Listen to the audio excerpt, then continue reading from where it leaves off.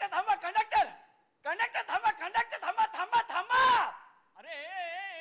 अरे मला म्हणतो का थांबा थांबा थांबा. आला एसटीचा विनंती थांबा.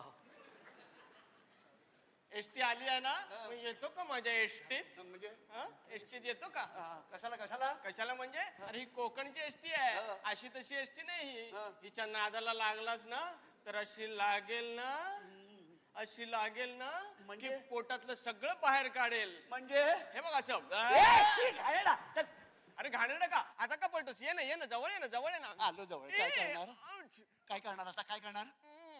आई ग, मी काय नाही करणार. मग जे काही करणार ते कोकणातली एसटी आणि कोकणातले रस्ते कळणार.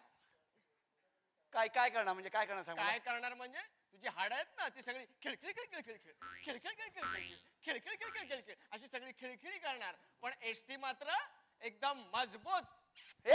एसटीच्या मागे मागे कशाला फिरत होतास? ते काय आहे, मी देवाच्या गोठण्याला चाललो होतो, देवाला भेटायला. अरे पण देव तर कोर्टात अडकलाय. का?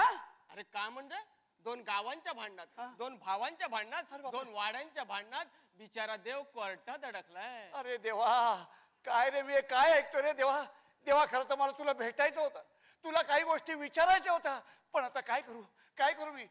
मी आता जीव देतो आणि डायरेक्ट देवाकडेच जातो. अरे एवढ्या लांब जायची तुला गरजच नाही. म्हणजे हा कोकणातला देव आहे, तो भक्ताच्या घरी स्वतः धावा देतो. कुठे आहे तो? हा का आला.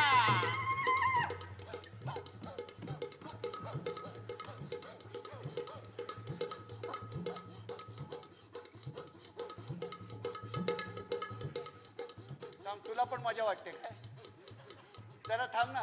काय रे, ही हलते एवढी तरी पण आहे एवढीशी. सुबस, नाही तर तुझी पण साईज होईल तेवढी. म्हणजे अरे म्हणजे काय, हिच्या अंगातला देव गेला ना की तुझी अशी पाद्यपूजा करेल की तू पण चारी बाजूने असं सुटशील. हिच्या अंगात देवा नाही? मग नाही, माझ्या अंगात देवी.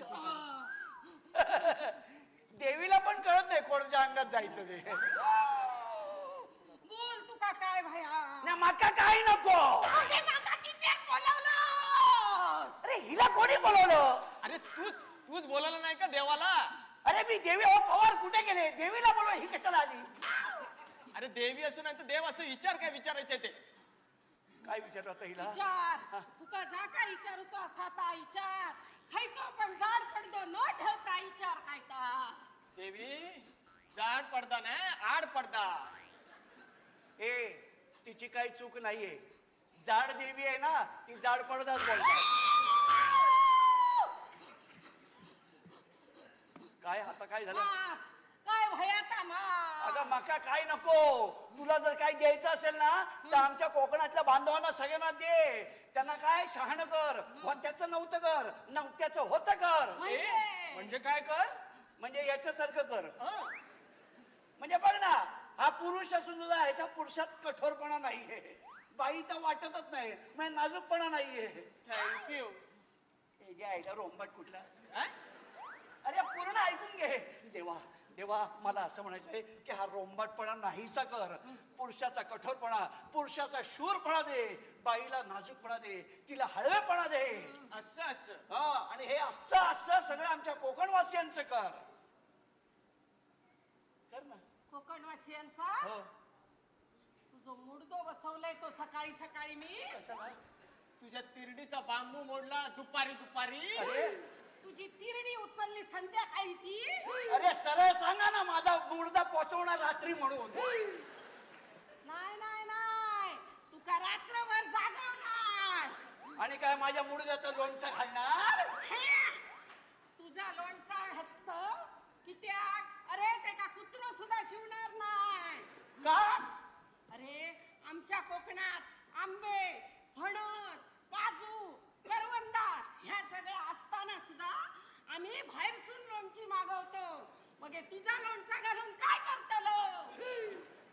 ओ पवार, काय लोणचेवाल्यांचा देव मावलाय काय? अरे हा कोकणातला देव आहे, कोकणाची व्यथा सांगतोय. अरे कोकणाची व्यथा सांगतो ना, मग देवा माझी व्यथा ऐक. अगं असं काय करते, कोकणचं बारामती करून टाक. बारामती